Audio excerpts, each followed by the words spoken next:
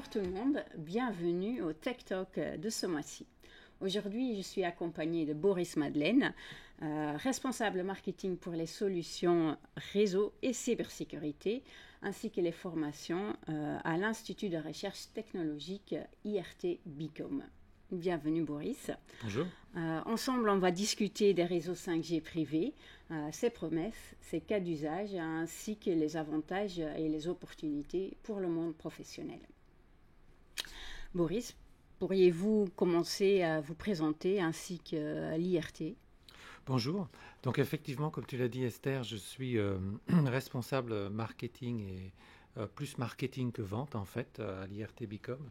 Et ma mission essentielle, c'est de travailler sur la valorisation des innovations que BICOM a réalisées en partenariat avec les industriels qui sont membres ou alors qui décident de travailler avec BICOM sur des projets de recherche. D'accord. Voilà.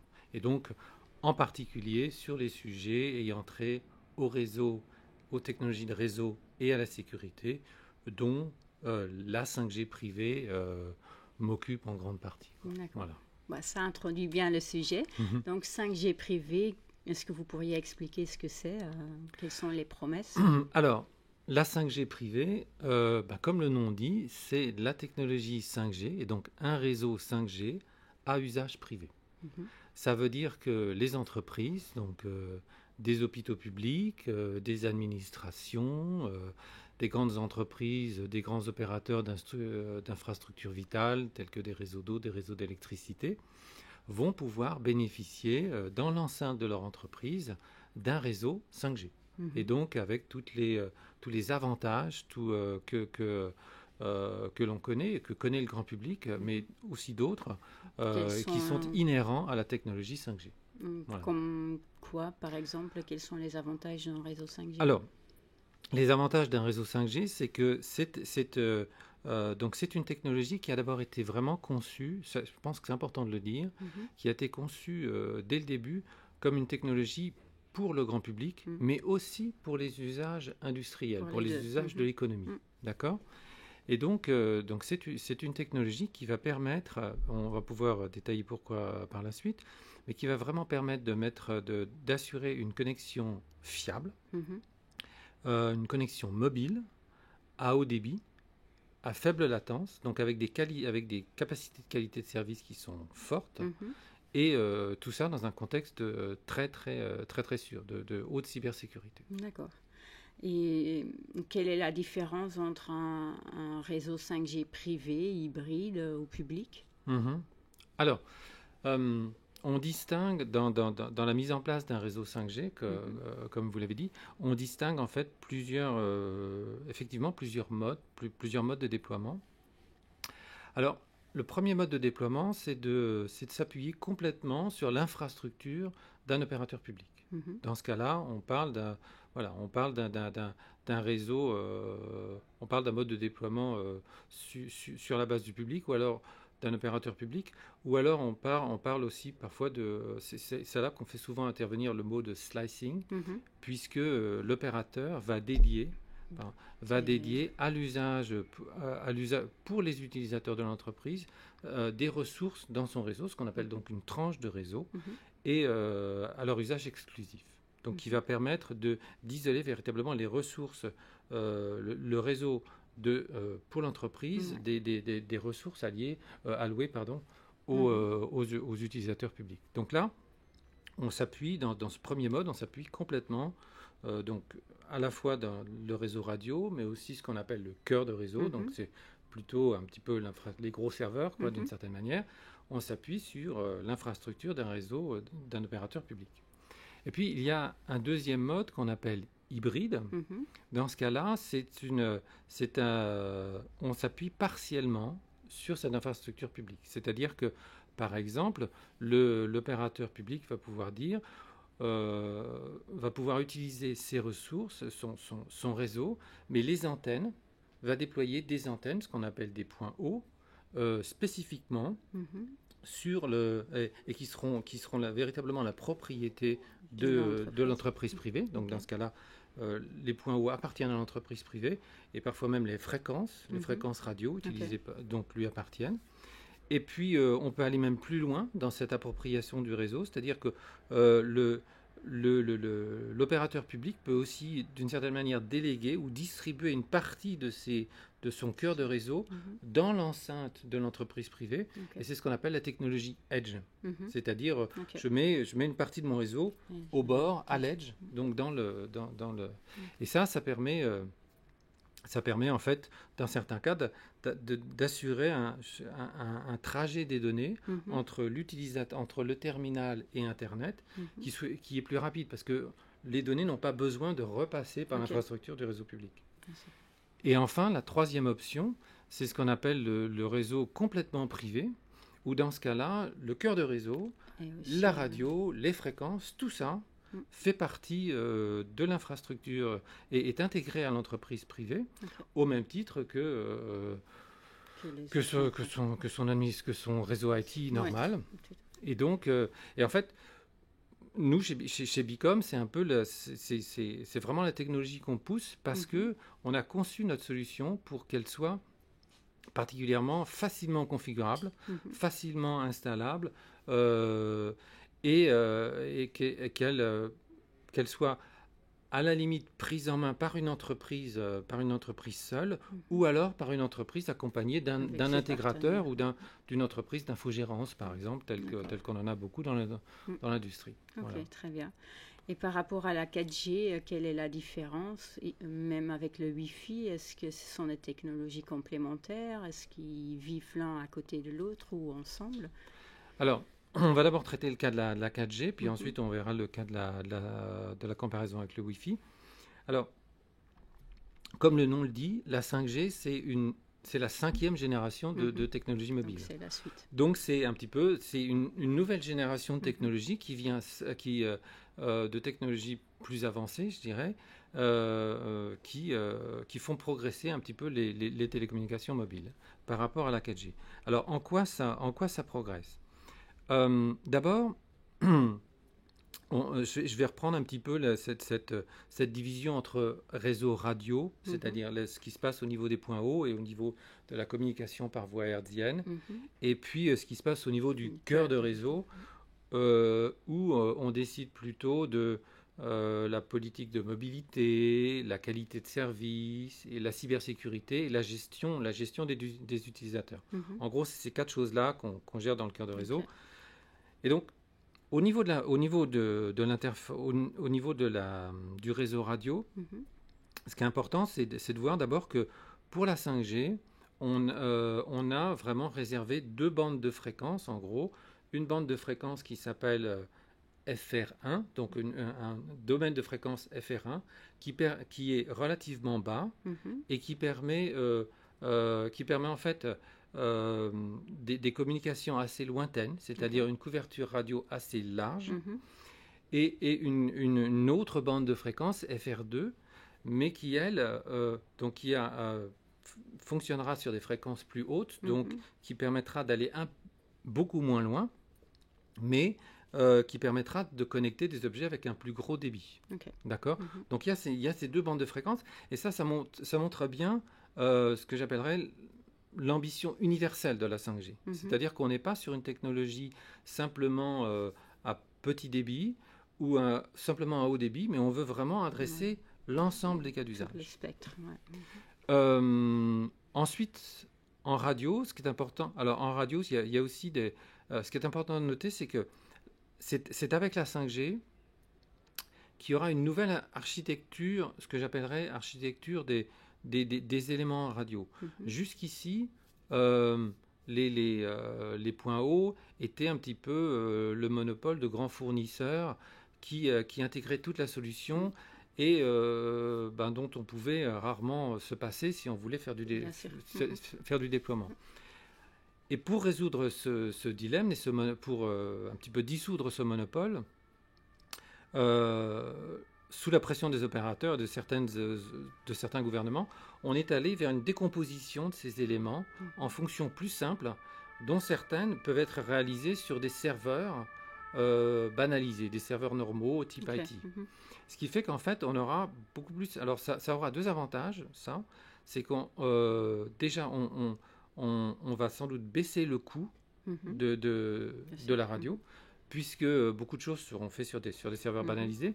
Et en plus, on va... donc on va baisser le coût, et en plus, on va aussi assurer une plus grande flexibilité de déploiement. C'est-à-dire que vous ne serez pas... Il y a des fonctions qu'on va pouvoir centraliser, et donc donner plus de flexibilité à la manière dont on va distribuer les fonctions dans un local. Donc ça c'est sur le côté radio. Puis évidemment, il y a une technologie très intéressante qui s'appelle le beamforming, c'est-à-dire la formation de faisceaux, et qui permet en fait d'orienter de manière extrêmement précise la communication hertzienne, ce qui va permettre en fait d'économiser la puissance qu'on va utiliser. C'est-à-dire qu'au lieu de rayonner une puissance sur tout un espace, mais parfois non utilisé parce qu'il y a peu de monde, voilà, et ben on va véritablement focaliser sur les utilisateurs. Donc ça, ce sont trois choses dans le réseau radio. Maintenant, dans le cœur de réseau, c'est pareil, il y a aussi beaucoup d'innovations. La première, elle est aussi au niveau du logiciel, c'est-à-dire qu'on passe maintenant, alors sans entrer dans les détails, ce qui est vraiment primordial dans la 5G, c'est qu'on va passer vraiment à ce qu'on appelle les technologies nativement nuagiques, ou alors nativement cloud. C'est-à-dire, et ça a un avantage primordial, c'est-à-dire que soudainement, on n'est plus sur des technologies avec des gros éléments de réseau, avec du hardware très spécifique et véritablement fait pour les télécoms, qui coûtait cher. Mais on est vraiment à nouveau sur des serveurs banalisés et sur des fonctions logicielles qui peuvent être répliquées, qui vont automatiquement se reproduire quand elles tombent en panne. Et donc on a beaucoup plus de flexibilité, beaucoup plus de sécurité, de solidité du réseau. Et puis, évidemment, donc il y a cette fonctionnalité dont je parlais tout à l'heure, c'est la fonctionnalité du slicing, qui est-elle introduite aussi essentiellement, avec la 5G. Ce qu'on ne trouve pas. Ce qu'on ne trouve pas du tout dans la 4G. Tout à fait. Du coup, ça apporte beaucoup de bénéfices pour les industriels, j'imagine. On en a discuté déjà un petit peu, mais peut-être vous pouvez entrer un peu plus dans les détails des bénéfices. D'accord. Alors, je vais peut-être revenir sur un point que j'ai un petit peu escamoté parce que c'était le point de la comparaison avec le Wi-Fi. Ah oui, pardon. Donc ça, c'était la comparaison avec la 4G. Mais avec le Wi-Fi, parce que je pense que beaucoup de gens pourraient se dire, oui, mais du haut débit, une telle qualité de service, je peux l'avoir avec le Wi-Fi. Seulement, nous, on pense qu'il y a quand même ce que j'appellerais des propriétés intrinsèques à la 5G qui font que dans certains cas d'usage, on pense que la 5G va s'imposer. La première chose, ce sont tous les cas d'usage qui vont demander une qualité de service qui est véritablement fiable. C'est-à-dire une qualité de service qui va pas vaciller, qui ne va pas varier dans le temps. Et ça, ce sont vraiment je veux dire, la 5G a véritablement été pensée pour ça. Et c'est d'ailleurs une des grandes fonctions de ce que j'appelle le cœur de réseau tout à l'heure, c'est-à-dire de définir par utilisateur ou par groupe d'utilisateurs la qualité de service, c'est-à-dire la latence, le débit, etc., qu'on veut pour cet utilisateur. Et tout est mis en œuvre pour ça. Donc ça, c'est pour une qualité de service fiable, stable dans le temps, on pense que la 5G va s'imposer. Ensuite, il y a tous les scénarios de mobilité. La 5G, c'est une télécommunication mobile, donc c'est l'héritage du GSM, de la 3G, de la 4G, etc. Donc elle a vraiment été pensée pour assurer une communication qui soit bonne au niveau qui soit assurée en mouvement, parfois même à la milliseconde près. C'est-à-dire que même si vous bougez, si vous vous déplacez assez rapidement entre deux antennes, donc disons entre deux cellules, entre deux antennes pour faire simple, eh bien non, la 5G va véritablement assurer que aucun paquet ne soit perdu lorsque vous passez d'un à l'autre. Voilà, de l'un à l'autre. Okay. Et ça, c'est vraiment quelque chose qui est super important, quoi.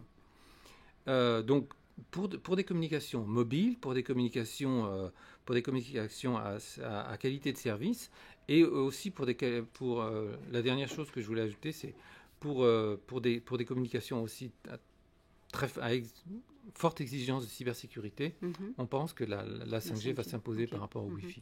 Donc en gros, ça ne va pas remplacer le Wi-Fi, mais ça va vivre à côté du Wi-Fi. Alors voilà, donc effectivement, on pense que dans certains cas, ça va peut-être remplacer. Le Wi-Fi va sans doute persister, tout simplement parce qu'il y a il y a un écosystème de terminaux qui est super important. Il y a des milliards de terminaux qui fonctionnent en Wi-Fi. Évidemment, des industriels ne vont pas vont vouloir rentabiliser et continuer à utiliser une technologie qui marche. Mais bon, comme je disais tout à l'heure, je pense que dans certains cas, la 5G va s'imposer comme une technologie pour certains cas d'usage. Moi, je vois déjà des cas d'usage dans le monde médical, par exemple pour les SAMU, les services d'urgence, s'ils peuvent avoir un réseau dédié vraiment à eux, c'est quand même très rassurant, je pense. Oui, tout à fait. Est-ce qu'il y a d'autres cas d'usage que vous pouvez alors effectivement, pour continuer dans ce domaine de la santé, la couverture des zones d'urgence dans un hôpital, c'est important. On travaille à l'IRT-BICOM dans le cadre d'un projet franco-allemand avec des hôpitaux français, un hôpital français et des hôpitaux allemands, sur aussi l'utilisation de la 5G dans le bloc opératoire. C'est-à-dire qu'on va, et d'ailleurs je pense qu'on avait fait une expérimentation à laquelle AMA était aussi associée, où on montrait qu'on pouvait utiliser des lunettes connectées, en particulier pour tous les pour des scénarios d'assistance à distance entre le chirurgien qui est sur place et un expert qui est situé dans un autre laboratoire. Et là, la 5G est véritablement utilisée pour le lien radio au sein du bloc opératoire, évidemment pas en dehors du bloc opératoire. Et là, la 5G prend tout son sens parce que il faut une connexion qui soit fiable, il faut une connexion qui soit mobile parce que le chirurgien peut être appelé à se déplacer à haut débit et voilà. Et surtout, ce sur quoi je voulais insister aussi, c'est que c'est une différence aussi essentielle entre la 5G privée et la 5G publique. La 5G publique a quand même été est utilisée majoritairement pour ce que j'appellerais des flux descendants, c'est-à-dire pour le visionnage de vidéos, mais pas tellement pour des flux de données montants. Alors que dans beaucoup de cas d'usage de la 5G privée, dont le cas d'usage de l'assistance à distance, ce qui se passe, c'est qu'il y aura un flux montant assez fort entre les lunettes connectées qui va faire remonter des images vers le professeur ou un autre chirurgien à distance, et un flux de données descendant assez faible entre cet expert qui va accompagner ses instructions de parole, donc qui va donner ses instructions par la voix. Et donc ça, je pense que c'est important de noter qu'avec un réseau 5G privé, en particulier, un opérateur, un industriel, il a vraiment... il peut décider en fait quelle part du débit il alloue, enfin il peut, disons, pas forcément précisément, mais il peut moduler la part du débit montant et la part du débit descendant. Donc une optimisation. Voilà, il peut optimiser ça, et donc c'est particulièrement pour le cas des lunettes connectées. Assurer une bonne connexion, c'est important, particulièrement aussi dans les usages où il y a beaucoup de métal. Et c'est là que la 5G va être particulièrement pertinente. Et effectivement, il y a beaucoup d'environnements dans l'industrie où le métal prévaut, qui crée beaucoup de réflexion du signal électromagnétique, et qui peut amener en fait à dégrader le signal radio. Un cage de Faraday. Ou c'est pas nécessairement ça? Non, c'est pas nécessairement ça, mais ce qui se passe, c'est qu'il y a beaucoup de réflexion du signal, et donc voilà, donc on n'a pas ce qui peut se passer, par exemple, avec une technologie alternative, c'est que les industriels vont être obligés de répliquer le nombre de points hauts de manière à couvrir toute la zone. Okay. Par exemple, j'étais récemment dans un institut allemand qui a décidé qui fait des expérimentations, donc qui a répliqué en fait un environnement industriel dans un grand hangar. Et ils m'ont dit de manière très, très simple que, en fait, ils couvraient le hangar avec à peu près 9 points d'accès Wi-Fi, et Wi-Fi 5 ou Wi-Fi 6. Et cette même surface, il la couvrait avec 2 points d'accès, points d'accès 5G. Ouais. Donc c'est assez... c'est puissant. Voilà, c'est assez parlant. Donc ça...